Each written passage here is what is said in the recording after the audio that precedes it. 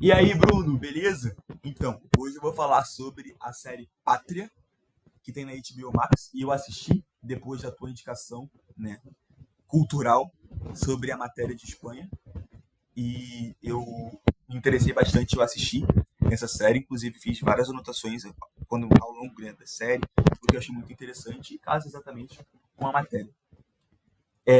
Eu anotei, inclusive, e depois tem uma crítica, né, que estava assistindo, que eu achei muito interessante também, que fala exatamente sobre o que eu penso sobre essa questão toda que se passa na pátria, que fala que é mais sobre política.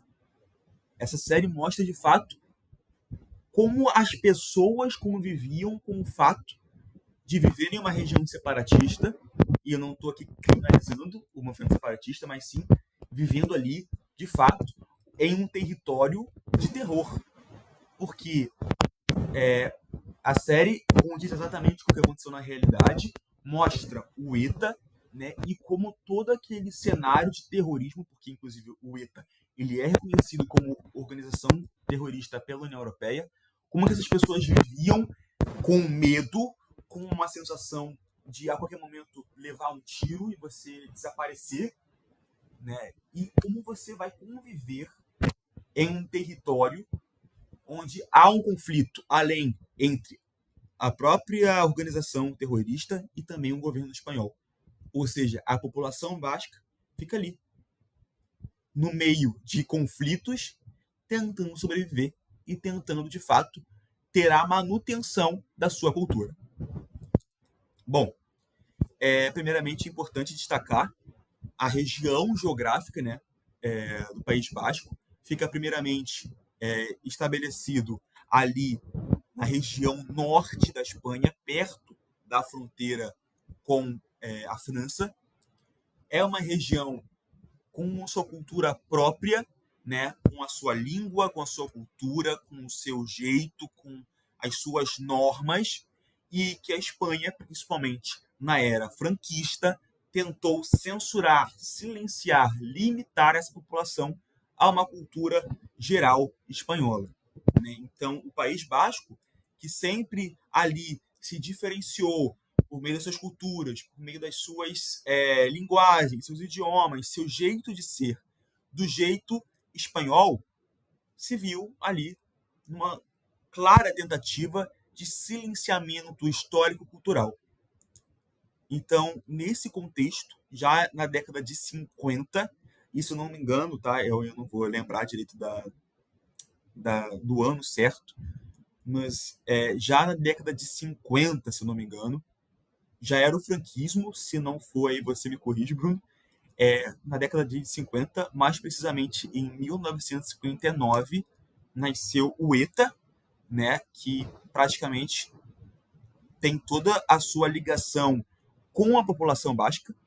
O grupo, de fato, queria a independência do País Basco, mas acabou se desviando, podemos assim dizer, para meio que um caminho de luta armada, com assassinatos, atentados, sequestros, né?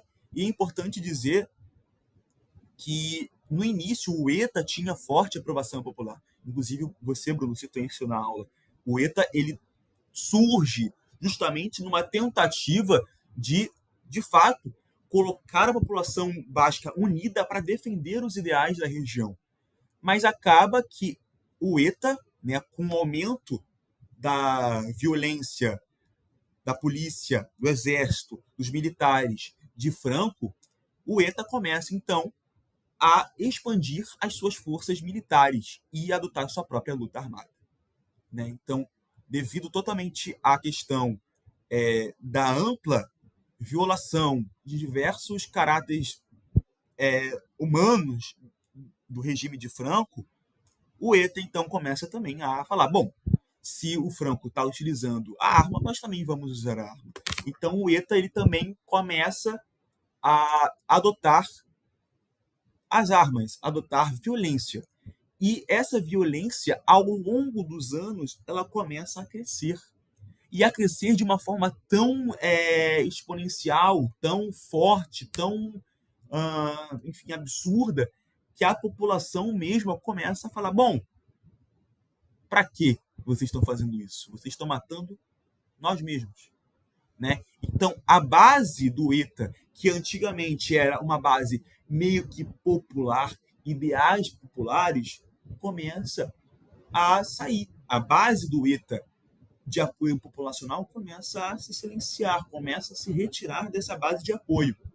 E aí o ETA começa, então, a ser reconhecido como terroristas, como uma organização de fato terrorista em território espanhol.